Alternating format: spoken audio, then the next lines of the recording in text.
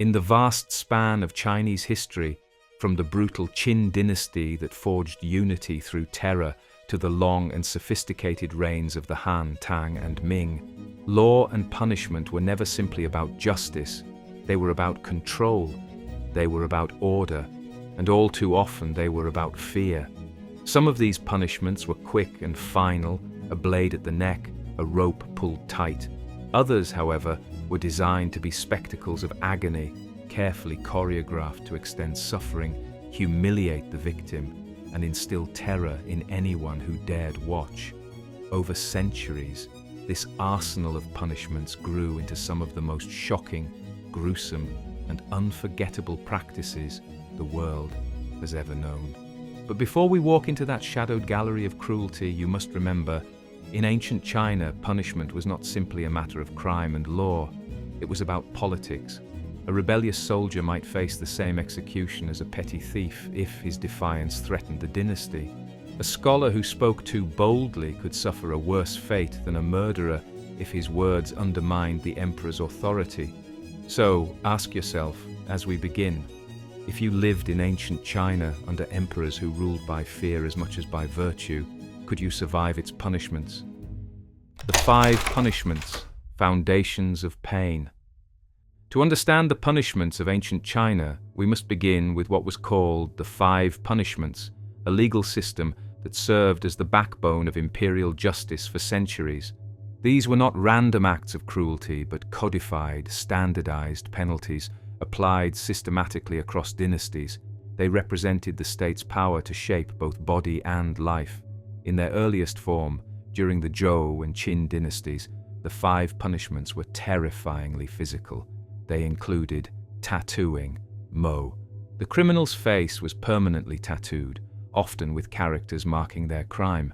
This punishment destroyed a person's social standing, branding them with shame for life. In a society where family honor and personal appearance were vital, this was a living death. Amputation of the nose, yai. Cutting off the nose was both mutilation and stigma. Every face-to-face encounter reminded others of the criminal's shame. Amputation of a foot, yue. To hobble a man was to cripple not only his body but his livelihood. In agrarian China, where mobility meant survival, this was a punishment worse than prison. Castration, gong. More than the destruction of sexuality, castration erased family lineage, the ultimate humiliation in a culture where filial duty and continuing the bloodline were sacred. Death, da pai. Execution, the final punishment, but often carried out in ways designed to maximize pain or dishonor. These punishments were known as body punishments, permanent, disfiguring marks of guilt. They were brutal not just for the victim, but for their entire family, since disgrace extended to one's descendants. By the Han dynasty, criticism of such mutilations grew. Some argued they were too cruel, others that they wasted potential laborers. Around 167 BCE, Emperor Wen famously abolished the old 5 punishments, replacing them with modern punishments. Beating with the light stick, lesser crimes punished with whipping. Beating with the heavy stick, harsher corporal punishment, often fatal after repeated blows. Imprisonment, forced labor in government projects. Exile, deportation to remote frontiers. Death, execution, still varied in method. This shift was hailed as a move toward humane justice, yet in practice it was still extraordinarily harsh. Beatings with heavy sticks could shatter bones. Exile meant near certain death in distant wilderness. Imprisonment often meant starvation in filthy conditions. The 5 punishments were not merely penalties, they were messages. Tattooing turned a man's face into a public scroll of disgrace. Castration denied him descendants, symbolically cutting his family line. Exile erased him from his homeland, turning him into a ghost among strangers. Each punishment expressed the state's authority not just to kill, but to redefine a person's very existence. To be punished was not simply to pay a debt, it was to be transformed into a living warning to others. In ancient China, punishment was also deeply tied to the concepts of shame and hierarchy. A mutilated man could no longer serve in government, marry honorably, or worship ancestors properly. Punishment destroyed not only the body but also one's place in society, ensuring that fear of disgrace was as powerful as fear of death. Imagine yourself as a farmer accused of theft in the Han Dynasty. Perhaps you stole grain to feed your starving family. Standing before the magistrate, you hear the sentence, tattooing. Soon, ink burns into your skin, characters forever marking you as a criminal. You can never again walk into a market without shame. You are alive, but your life has been taken. The 5 punishments reveal the core philosophy of ancient Chinese justice. The state owned your body, your family's honor, and your legacy. The punishment did not end when the blows stopped or the mutilation healed. It lingered in every glance, every whisper, every ancestor denied your worship. And this was only the beginning. For beyond the codified 5 punishments lay punishments so shocking, so deliberately cruel, that they seared themselves into history as legends of suffering. Death by 1,000 cuts, lingqi, and the art of prolonged execution. If there is one punishment from ancient China that has echoed across centuries, burned into the memory of both East and West, it is lingqi, known in English as death by 1,000 cuts. This was not simply execution, it was theatre. It was punishment elevated into ritualized torture, designed not only to end a life, but to stretch that ending into a spectacle of horror. The earliest references to lingqi appear during the 10th century, though some historians suggest its roots lay deeper in older mutilation punishments. It reached its most infamous form during the Song, Yuan, and Ming dynasties, when it became the ultimate penalty for crimes considered especially heinous: treason, patricide, regicide, or acts that shattered the bonds of humanity. To be sentenced to lingqi was not merely to die, it was to be erased, body and spirit. In a culture where honoring the body was essential for a peaceful afterlife, mutilation in death was seen as worse than death itself. Contrary to the dramatized name, victims were not literally sliced 1,000 times, though some reports claim hundreds of cuts could be made. The process was carefully staged. The condemned was tied to a wooden frame in a busy market square or execution ground, often stripped to the waist. A crowd gathered, eager or horrified, knowing they were about to witness something unforgettable. Then the executioner began with small slashes to the arms, thighs, or chest. These were not meant to kill, but to humiliate and prolong suffering. The condemned was forced to endure as their own flesh was peeled away piece by piece. Then the cuts grew deeper, targeting muscles, tendons, and eventually vital organs. Executioners were trained to keep the victim alive as long as possible, pacing the torture to draw out both pain and spectacle. Eventually, a decisive stroke, often a stab to the heart or throat, ended the ordeal. But by then, the condemned was often unrecognizable, their body reduced to a grotesque canvas of wounds. The number of cuts varied depending on the crime, the executioner, and the crowd. Some sources speak of 100 cuts, others 300. The phrase 1,000 cuts was symbolic, representing the overwhelming accumulation of suffering. The agony of lingqi was not only physical. The condemned knew they were being destroyed in the worst possible way, denied dignity in life, mutilated in death, and barred from ancestral honor. Chinese philosophy placed immense importance on bodily integrity. To die dismembered meant your soul could not rest, your ancestors could not welcome you, and your family line was stained forever. Thus, lingqi punished not only the body, but the spirit, extending its cruelty into eternity. Lingqi was as much for the crowd as for the condemned. The execution ground became a stage where imperial justice revealed its terrifying face. Vendors sold food and drink while families brought children to witness the event. The crowd jeered or gasped as the cuts mounted.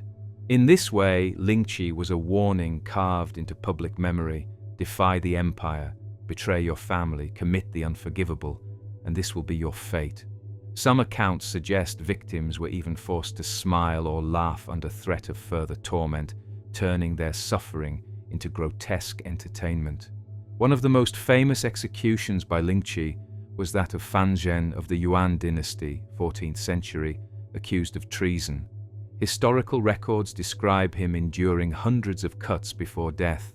Another was Liu Jin, a Ming dynasty eunuch official accused of corruption and treason in 1510. It was said he suffered over 3,000 cuts, his body hacked into pieces that were then sold as souvenirs or consumed in ritual cannibalism by enraged spectators. These stories, whether exaggerated or accurate, cemented Lingqi's reputation as the most horrifying punishment in Chinese history. When Western travelers and missionaries encountered Lingqi in the late Qing dynasty, 19th century, they were horrified. Engravings and photographs of executions spread across Europe, fueling the stereotype of China as a land of cruelty and barbarism. To Westerners, the punishment epitomized Oriental despotism. To the Chinese, however, it was a symbol of ultimate justice, reserved not for common crimes, but for betrayals so deep that they shattered the moral fabric of society. Lingqi persisted until the early 20th century, when it was finally abolished in 1905 under the last Qing emperor. By then, it had become infamous worldwide, a symbol of China's backwardness in the eyes of reformers who sought to modernize the empire. But the legend of Lingqi lived on. To this day, the phrase "death by 1,000 cuts" survives as a metaphor in English, describing slow, cumulative destruction, a linguistic ghost of one of history's most shocking punishments. Collective punishment, when families paid the price. In much of the world, justice has historically been tied to the individual. A person commits a crime, a person pays the price. But in ancient China, punishment could ripple outward like a stone cast into water, spreading far beyond the guilty into the lives of family, neighbors, and even entire clans. This was the practice of collective punishment, one of the most feared and devastating features of Chinese law. To modernize, punishing the innocent for the crimes of another seems cruel and absurd, but in Confucian society, built upon hierarchy and family obligation, it made sense in a terrifying way. Confucianism emphasized the importance of filial piety, loyalty, and the unity of the household. A son was responsible for the virtue of his father, a wife for the honor of her husband, a clan for the conduct of its members. If one failed, all bore the stain. From the perspective of the state, collective punishment reinforced this principle. By making families and villages responsible for their members, it ensured vigilance. Parents would watch their children, wives would police their husbands, brothers would restrain brothers, because if one strayed into crime or treason, all could pay the price. The most infamous form of collective punishment was the 9 familial exterminations, reserved for crimes of high treason. Under this system, not only the guilty man but his entire extended family, up to 9 degrees of relation, could be executed. This included parents and grandparents, children and grandchildren, siblings and their descendants, aunts, uncles and cousins, sometimes even students and close associates. To commit treason was thus not only to doom yourself, but to condemn hundreds of relatives to death. This punishment transformed loyalty into life or death. Better to betray your brother than let him drag your entire family into ruin. One of the earliest famous cases was during the Qin dynasty. When conspirators plotted against the emperor, entire clans were executed, their names erased from records. The message was unmistakable. Rebellion would destroy not just you, but your bloodline. Another notorious case occurred in the Ming dynasty with the scholar Fang Xiaoru, ordered to draft the accession proclamation of the usurping emperor Yongle. Fang refused, declaring he would rather die.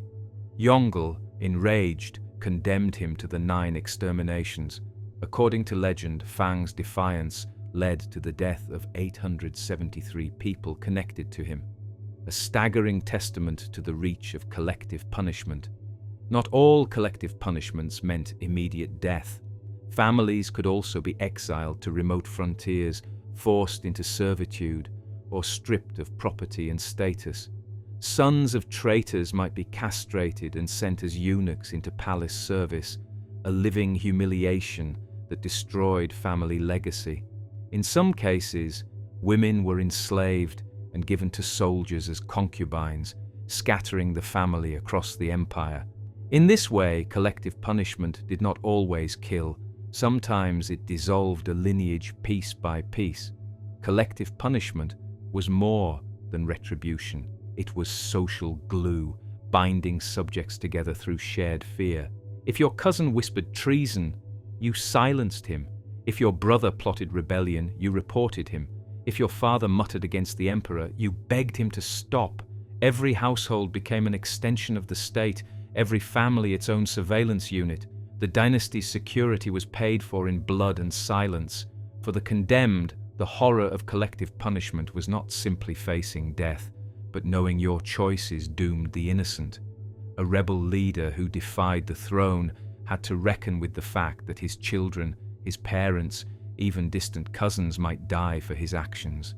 Some chose defiance anyway, accepting the destruction of their line as the price of principle.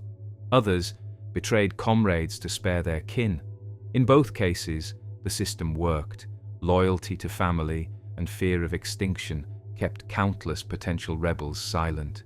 Collective punishment left scars across Chinese history. Families lived under constant awareness that their honor and survival were bound together. The ghost of the Nine. Familial exterminations haunted scholars and generals alike, reminding them that ambition could destroy not only themselves, but everyone they loved. Even after its formal abolition in later dynasties, the shadow of collective punishment lingered. Tales of Fang Xiaoru's doomed clan and countless unnamed families echoed through history as warnings. The dynasty was eternal, but your bloodline was fragile.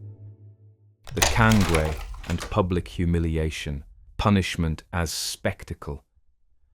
Not all punishments in ancient China spilled blood or took lives. Some were designed to break something even more fragile, a person's dignity. Among these, none was more infamous than the Kang, a heavy wooden collar that turned its wearer into a walking symbol of disgrace. The Kang was a large square wooden board, often weighing 20 to 40 kilograms, locked around a prisoner's neck.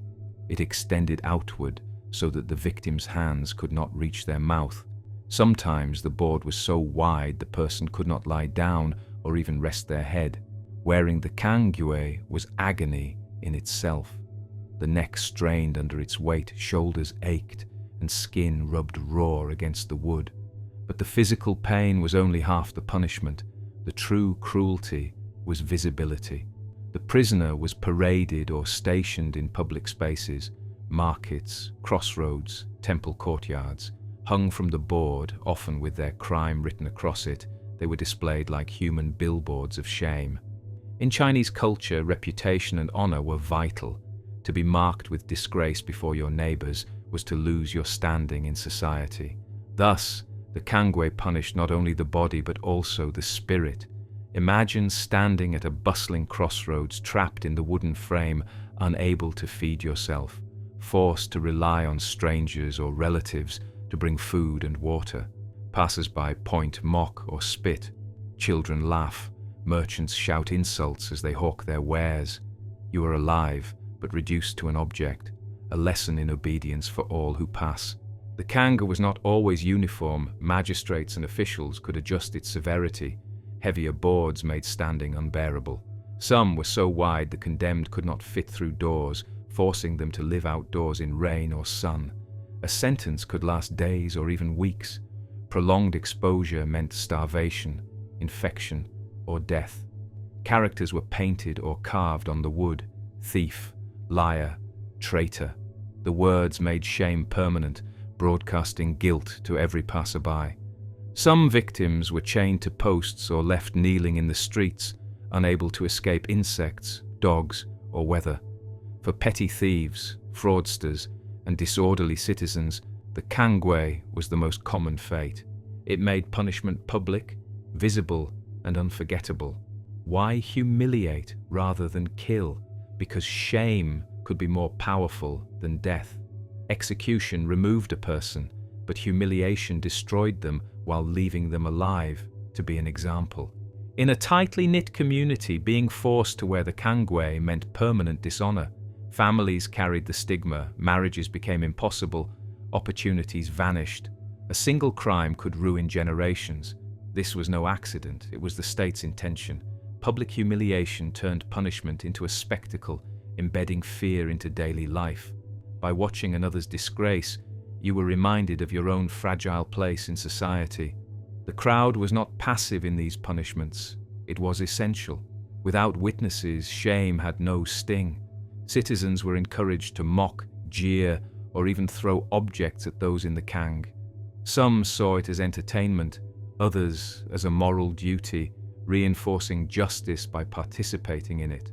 Yet, not everyone mocked. Sometimes, villagers pitied those in the kangwei, offering food and water. This act of compassion, however, came at risk. Too much kindness could be interpreted as sympathizing with a criminal, itself a punishable act. The kangwei endured for centuries, across dynasties, and was used well into the Qing dynasty, 17th to 19th centuries.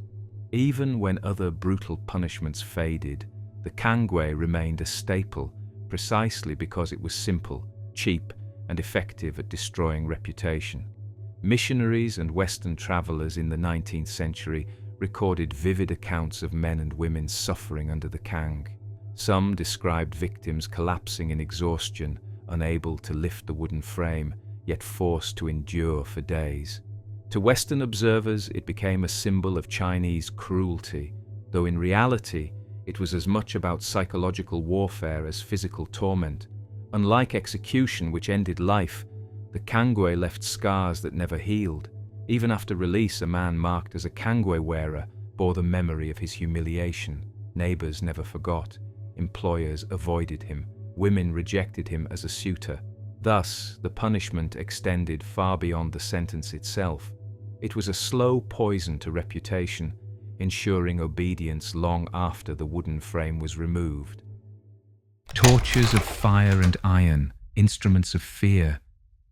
Among the arsenal of punishments in ancient China, few inspired more primal fear than those involving fire and iron. Where mutilations scarred and the kangwei shamed, these methods seared. They turned execution grounds into infernos and bodies into screaming vessels of pain. Such punishments were more than justice. They were ritual, designed to terrify, to awe, and to brand disobedience into the very imagination of the people. One of the simplest uses of fire was the branding iron. Heated until glowing, it was pressed against the skin of criminals, leaving permanent scars that announced guilt. For minor offenses, the brand might be placed on the arm or hand. For graver ones, it could be seared across the face, disfiguring the offender forever. Unlike tattooing, which could in theory fade or be disguised, the burn of hot iron was permanent, raw, and grotesque. Branding was often combined with exile. A branded face marked you as an outcast, ensuring that even in distant provinces, no one would forget you were a criminal. Far more horrifying was the use of boiling, plunging criminals into vats of water or oil brought to a furious boil. While rare, it was reserved for crimes considered not just illegal, but sacrilegious, poisoning, treason, or offenses against the emperor himself. Contemporary chronicles describe entire bodies lowered into cauldrons, limbs thrashing as flesh blistered and peeled. Sometimes, to heighten the spectacle, executioners would boil the victim slowly, raising and lowering them to prolong the torment. One infamous account from the Tang dynasty tells of rebels boiled alive in public as a warning to others. The cauldron was placed in a city square, and the execution was announced in advance so crowds could gather. To watch a body writhe and blister in scalding oil was meant to etch loyalty into the minds of all who saw it. Another cruel device was the iron collar, heated until red hot and fastened around the neck of the condemned. In some cases, criminals were forced to wear heated metal shoes, their soles scorched with each step. These punishments were meant to make movement itself an agony, dragging out suffering while denying even the release of swift death. Though less frequently mentioned in Chinese chronicles than in Greek or Roman accounts, methods of slow roasting were not unknown. Executioners might place criminals on heated iron grates, slowly cooking them alive, or suspend them over controlled fires. The principle was the same across cultures, to weaponize heat as both spectacle and torment. In China, such punishments were usually reserved for traitors, rebels, or particularly despised criminals, those whose deaths needed to be remembered for generations. The use of fire in punishment was not accidental. Fire carried symbolic weight in Chinese thought. It was associated with purification, destruction, and cosmic balance. To burn a criminal was to cleanse society of their corruption, to offer their body to the flames as a warning and a ritual of order. For the condemned, the fear began long before the flames touched them. The sight of the cauldron, the hiss of boiling oil, the glow of red-hot iron, these were instruments of terror that broke the will as much as the body. As with Lingqi, the presence of crowds was essential. Punishments of fire and iron were staged events, designed for maximum impact. The smell of burning flesh, the screams carried on the wind, the sight of blistering skin. These were unforgettable lessons. Imagine yourself as a villager in the Ming dynasty. You hear that a corrupt official is to be boiled alive. You gather in the square, drawn by fear, curiosity, and perhaps grim satisfaction. As the cauldron bubbles and the man thrashes within it, you do not simply see justice, you see a message. This is what awaits anyone who betrays the empire. By the late imperial era, punishments of boiling or burning became rarer, replaced by more civilized executions like beheading. Yet their memory lingered in chronicles, folklore, and rumor. The horror of fire-based punishments gave them a mythic quality, passed down as examples of imperial ruthlessness. Even today, the phrase "boiled alive" carries echoes of these punishments, reminders that for centuries fire and iron were as much tools of justice as swords or prisons. Punishments of the mind, isolation, shame, and psychological cruelty. Not all punishments in ancient China were physical mutilations or executions. Some of the most devastating left no marks on the body at all. Instead, they attacked the psyche, using isolation, shame, and despair to break people without ever drawing blood. These punishments reveal a chilling truth: the human spirit can be crushed more completely than the human body. Prison in ancient China was not designed to reform, but to destroy. Cells were dark, damp, and crawling with vermin. Food was scarce and foul. Disease spread unchecked. A sentence of years in such conditions often meant death long before release. But the true cruelty was not only the physical suffering, it was the isolation. Prisoners were cut off from family, from ritual, from the rhythms of community life. In a society where family bonds and ancestor worship were the foundation of identity, to be locked away was to be erased from the living world. Imagine the silence of those stone cells, broken only by the scratching of rats and the moans of other inmates. Each day stretched endlessly, each night a reminder that you were forgotten. Some prisoners begged for execution rather than endure this slow erasure. Another form of psychological punishment was exile. Offenders were forced to leave their homes and families, banished to remote frontiers at the edges of the empire, deserts, mountains, or icy northern borders. Exile was more than displacement, it was a symbolic death of identity. A man's roots, his ancestors' graves, his place in the village hierarchy, all severed. In Chinese culture, to die far from home without burial in ancestral soil was considered a fate worse than death itself. Exiles faced not only physical hardship, but also profound loneliness. Stripped from community, branded as criminals, they lived as shadows among strangers. Even if they survived, they carried the stigma forever. As we saw earlier, punishments like the kanga inflicted humiliation in public. But humiliation was not only physical. The psychological weight of shame was immense in a culture built upon honor, reputation, and filial duty. A son humiliated brought disgrace to his father. A husband shamed blackened his wife's reputation. Shame was contagious, spreading through family lines. Thus, even after release, a man who had endured public disgrace lived with an invisible punishment, whispers, avoidance, the quiet withdrawal of respect from his neighbors. This was punishment without end, as every interaction reopened the wound of dishonor. Among the 5 punishments, castration, gongxing, was not only a mutilation of the body, but a destruction of psychological identity. In Confucian thought, the continuation of the family line was sacred. A son's duty was to carry on his father's blood and honor his ancestors with descendants. Castration stripped a man of that duty. He became not only incapable of fathering children, but also permanently cut off from the central role of Chinese family life. Many castrated men became eunuchs in the imperial court, wielding power, but despised as incomplete men. For many, the shame of being unable to fulfill filial duty was unbearable, a living psychological torment. In some cases, nobles and officials accused of crimes were given the option of suicide. On the surface, this seemed merciful compared to public execution, but in reality, it was a psychological trap. To take one's own life was to accept guilt, to dishonor oneself voluntarily. Families of suicides often lost status and wealth, even if they avoided collective punishment. Choosing suicide preserved dignity in one sense, but destroyed it in another. This choice reveals how psychological pressure could be as binding as chains. The condemned were forced to wrestle with impossible dilemmas: preserve the family by dying, or defy the emperor and see them destroyed.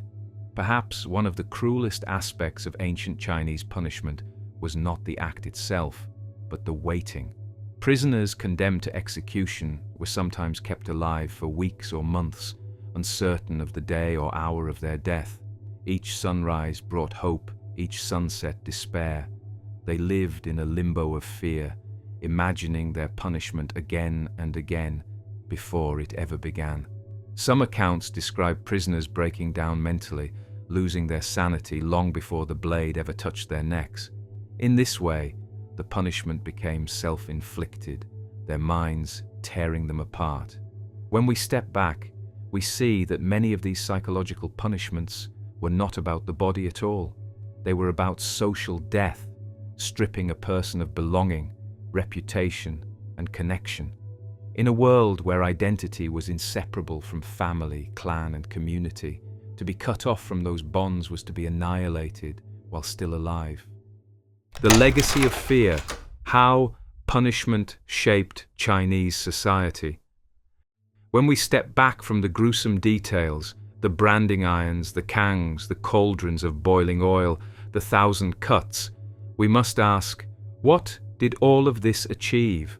Were these punishments merely the sadistic whims of emperors and magistrates? Or were they part of something larger, something woven into the fabric of Chinese civilization itself? The truth is unsettling. Punishment in ancient China was never just about the guilty. It was about control over families, over communities, and over the empire as a whole. Every execution, every humiliation, every exile was a performance staged before the people. Just as emperors built grand palaces and monuments to display their power, they also used punishments to demonstrate their authority over life and death. The punishment of lynching was not only to kill a traitor, but to remind everyone that betrayal of the state led to annihilation. The 9. Familial exterminations did not simply wipe out conspirators, but reminded the empire that no crime was personal. Your family, your clan, even your students could all be destroyed for your actions. Even the lesser punishments, like the kangwei or exile, were visible markers of the state's reach. To see a man starving in a wooden collar at the market, or hear of a neighbor sent to the cold frontier, was to feel the invisible hand of imperial law pressing down on you. Chinese political philosophy was a paradox.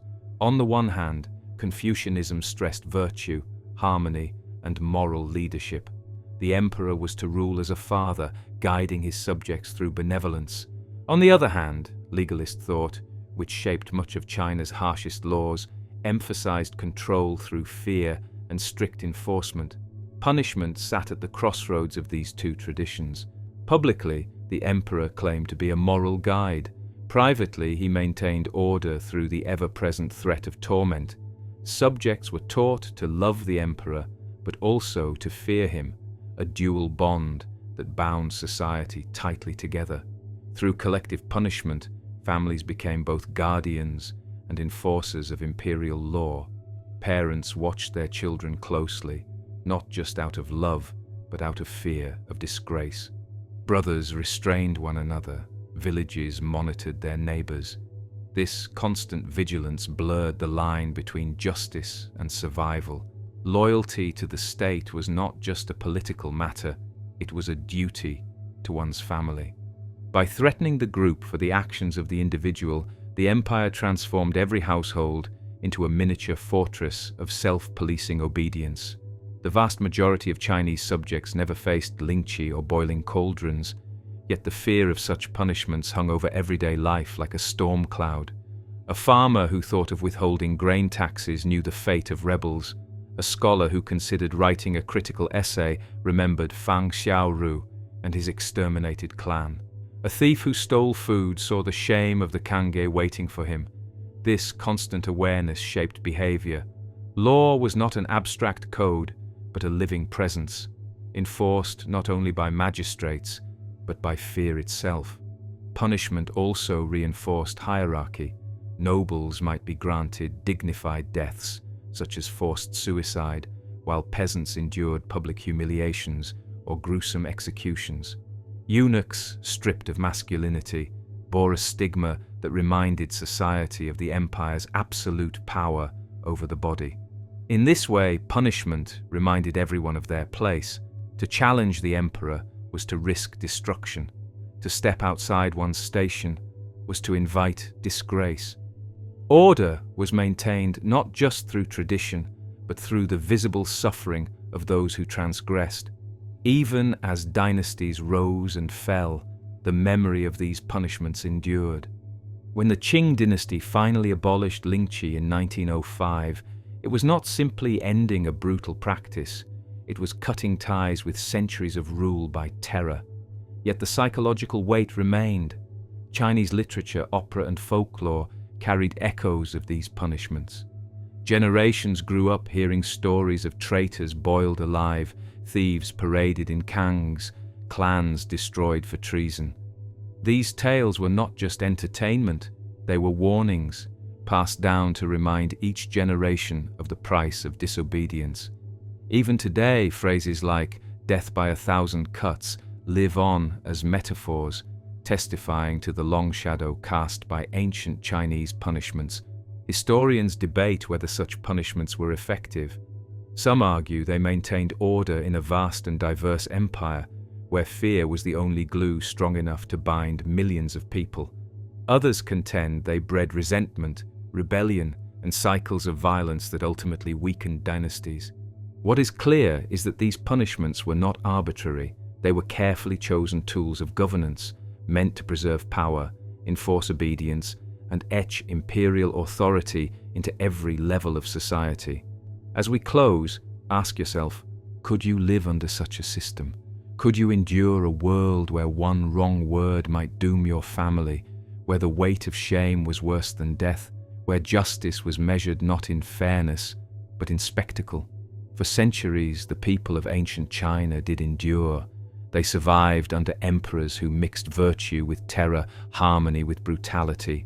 The punishments we've explored, mutilations, fire, humiliation, exile, and psychological torment, were not just punishments. They were the architecture of control, the foundation of empire, and the legacy of fear.